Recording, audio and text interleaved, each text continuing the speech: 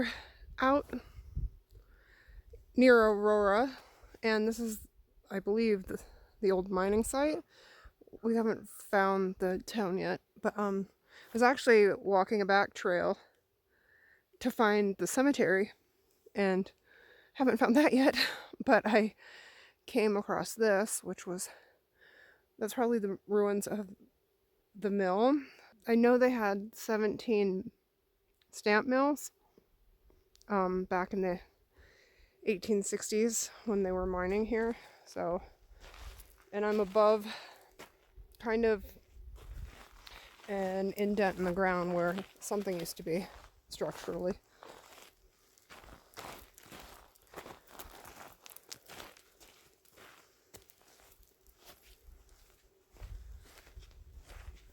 Corey's in the truck because I walked up this steep hill that it's been raining here, and the truck is kind of really sinking. So he's down there at the end of the road with the truck. Well, I was going to try to figure out where the cemetery was.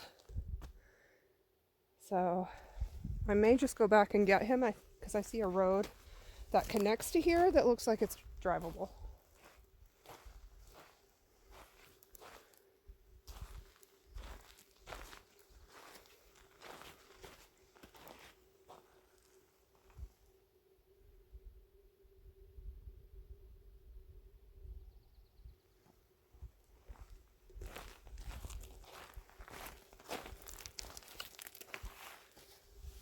I wonder if that is just rust or people shooting at it, or if this exploded somehow.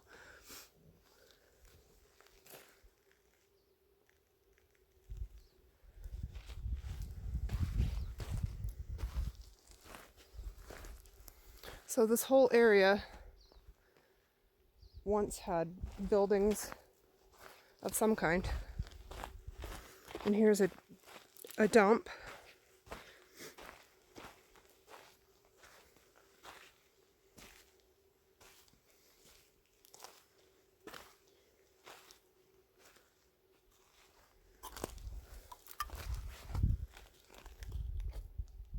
It's been raining a lot here. The ground is much more saturated than where we live. We have been getting no rain for months. See some brick here and another foundational piece.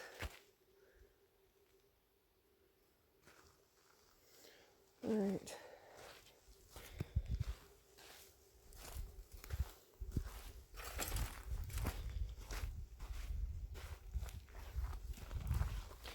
This is the road I feel like Corey could probably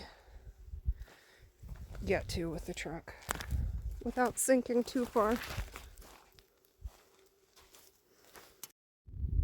So I went back and got Corey, and we made it up the hill, and we found the cemetery that I would not have found walking to it.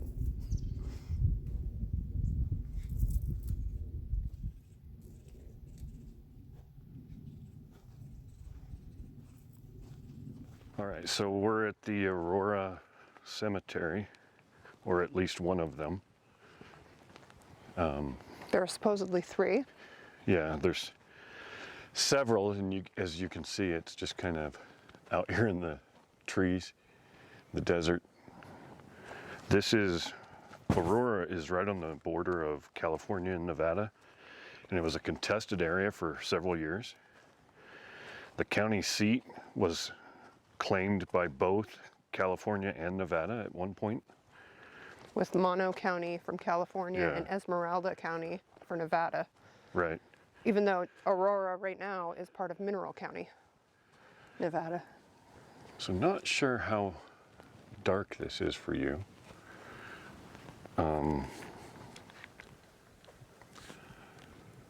But this is a Nevada State Senator's grave. It says, sacred to the memory of W.M. Boring, a native of Tennessee, died August 7th, 1872 at 43 years old. So that's pretty interesting. You can see there are makeshift like trails. I mean, they're not Yeah. very clear, but they go to each. Seems to be a pretty well-traveled area. This is another one. 25 years old. Can't read the name. Something Reed? Mary Ann.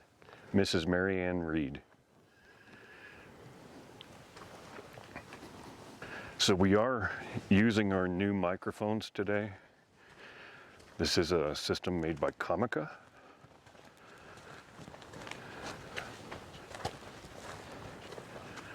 We had some problems with our last one cutting out.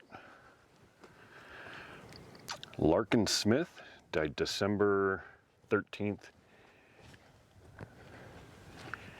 1872, maybe? 70 years old, 10 months and 22 days.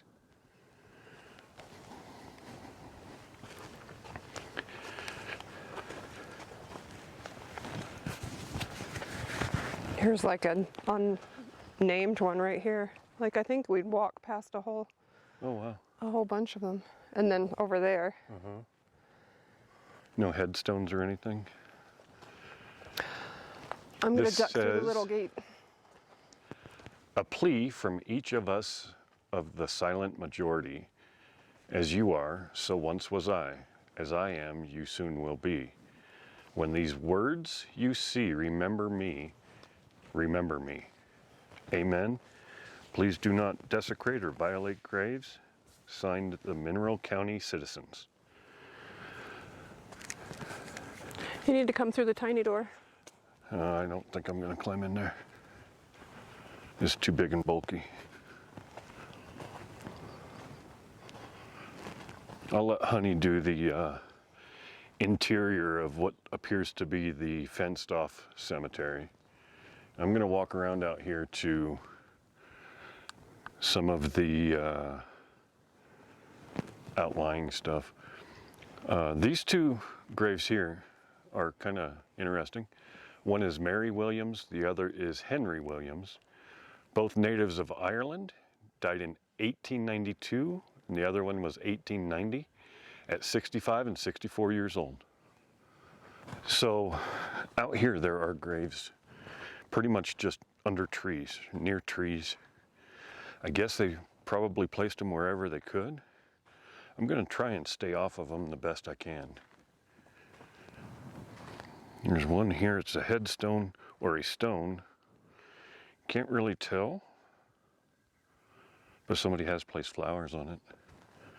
Plastic flowers at that, but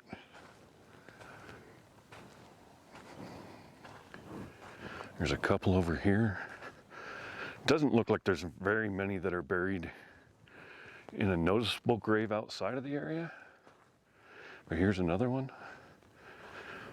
It's really sad that people were buried out here and there's no headstones, but that was probably the times, you know.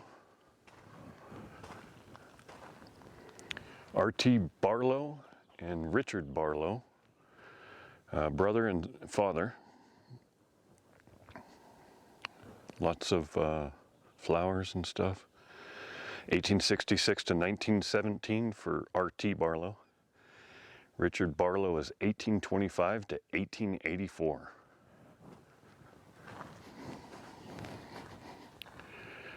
And let's see if I see any others. There's a couple. There's one here, but it doesn't have anything marked on it. No headstone. Probably, with the size it is, it's probably a child. This one here, underneath a tree.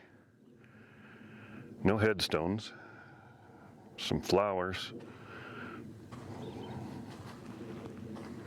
Pretty interesting. These are fairly new graves right here. 1985 and 1990.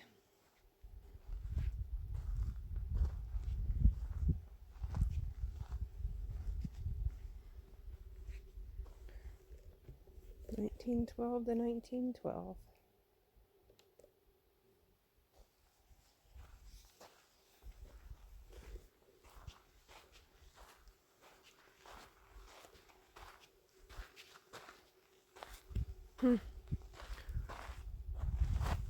Died in 1906 at 75 years old.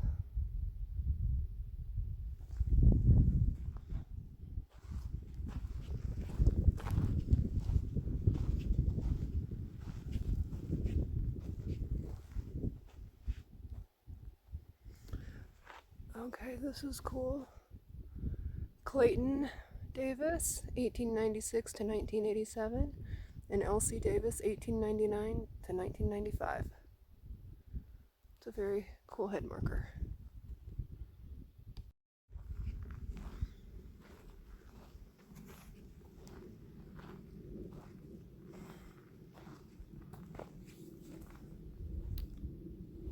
This is, I don't see a year yet, but I'll try to walk the whole way around. So Pearl was 2 years old.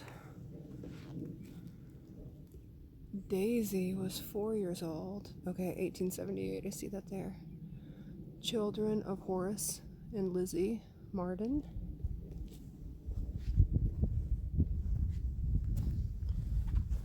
Frank died aged 8 years. And Dick died at age 6. Okay, that's very sad.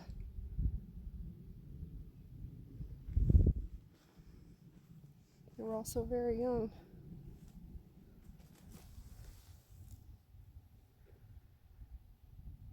I'm having a hard time reading that from here, but looks like a poem. Fare the well is all I can see at the very end.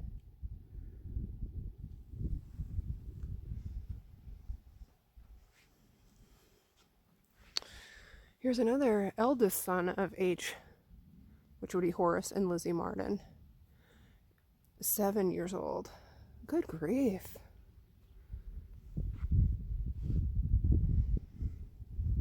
And Haughty Marden. So that's 1884, aged 18 years. That's a lot of losses for one family with all those children. So young. There are several unmarked graves right here. But obviously, people still come and put the flowers here.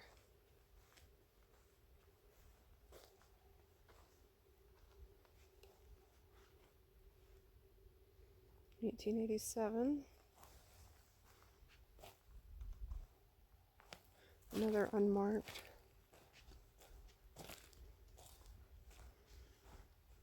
It's not a very big cemetery. It's spread over quite a distance.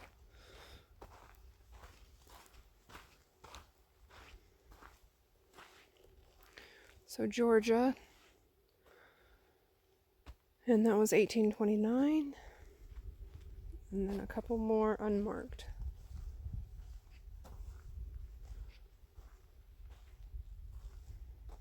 So this section is in the 1800s. I've only seen that one that was the 1980s and 1990s.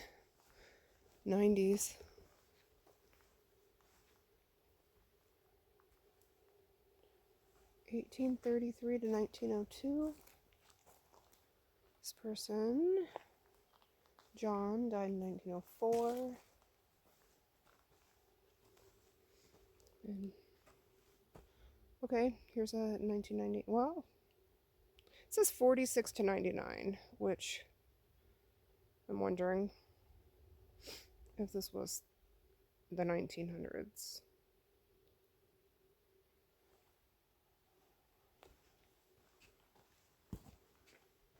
I know Corey already hit this part right here, so I won't talk about that.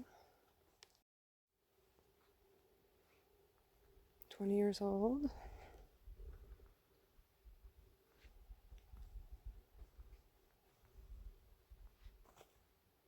(1896 and 1887). This girl was 6.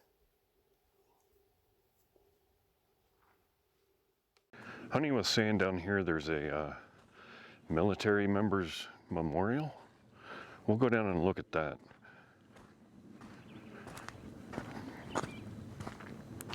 As you can see, the walkway's pretty rocky. If you think about it, back in the day, they would have had to dig these probably by hand. There'd been a lot of work.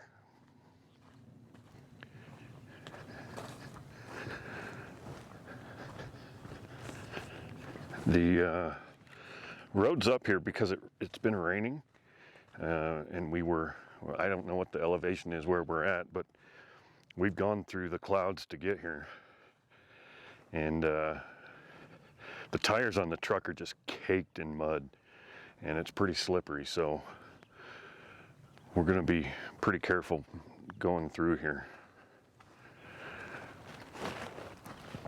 So, in honor of their service to the nation, and I can't read much more of the rest, a bunch of names from people who perished during the Civil War. There are full beer cans here, empty cans, shotgun shells, a flashlight, a lot of quarters and nickels and pennies. Looks like a .223 round.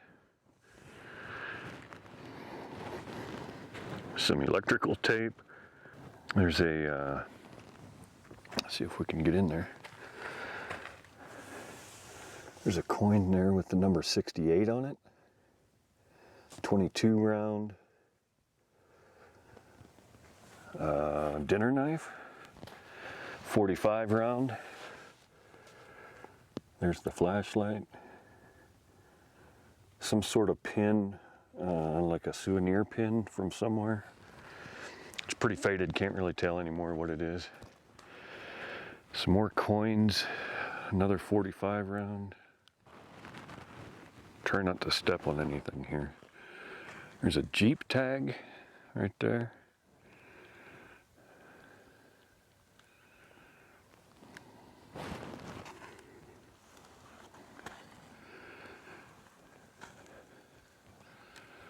Some sunglasses.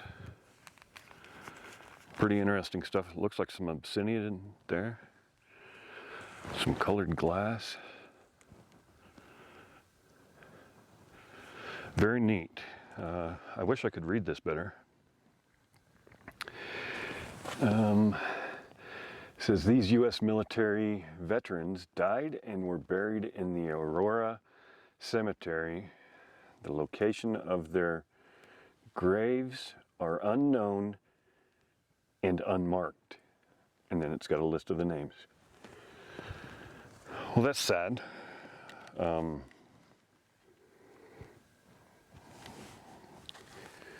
It's sad that a military member, someone who served their nation, could perish, whether it be from the war or afterwards, and that they wouldn't be remembered based on not marking their graves. I'm sure Honey's already talked about it, but let's see.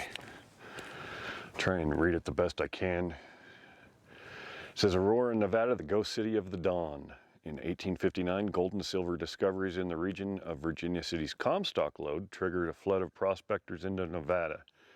Almost overnight, men and miners who had failed to strike it rich in the golden state of California were busy working in the mines of the new silver regions of the western edge of what was then Utah Territory.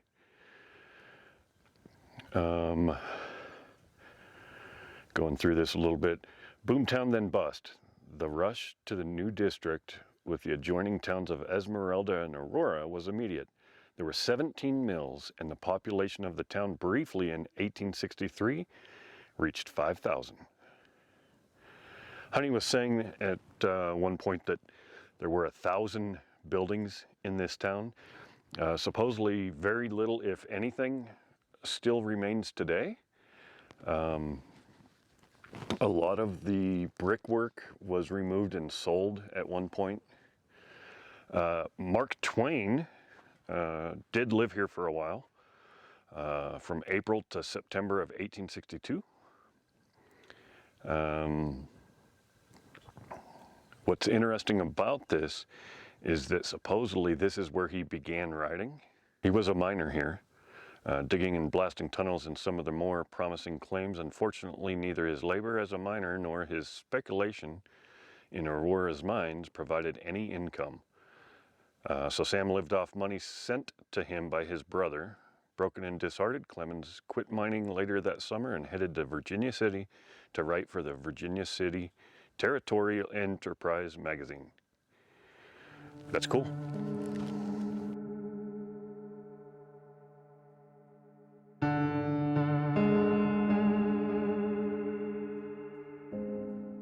So I'm back out here walking through the cemetery, and I just wanted to get a couple more of these.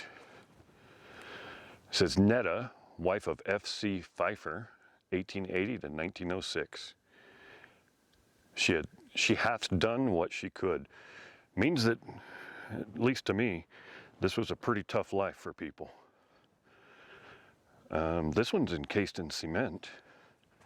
I don't know if this is original. No headstone. But there are cement blocks surrounding it. I'm sure that living out here was a pretty tough life. I don't think much things in Nevada in the late 1800s, early 1900s was easy.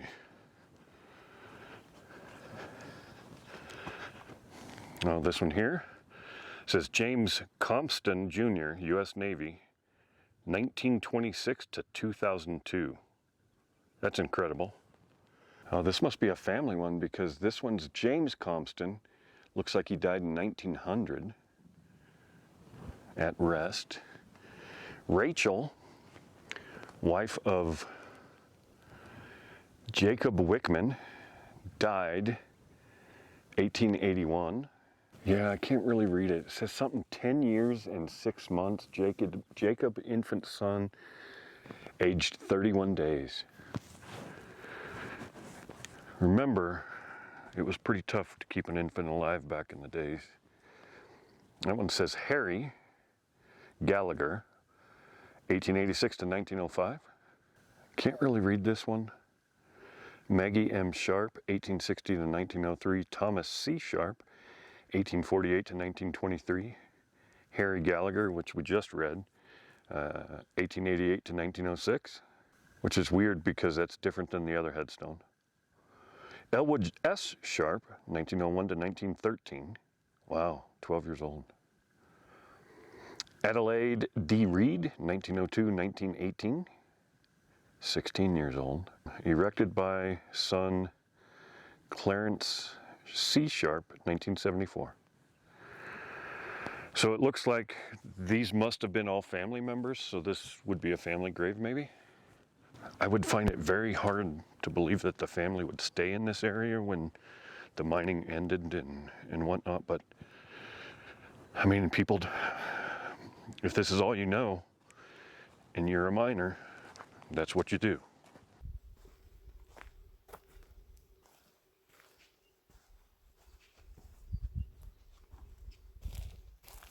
So these maybe 3 plots, 2 ends have flowers.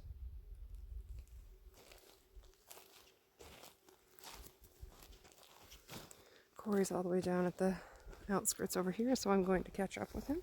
You can see the pine nuts. So it's obviously not pine nut season, but the pine nuts would come out of here, out of the actual little pine cones from the pinyon pine trees. So if you see, I mean, these are soggy pine nuts, but very cool.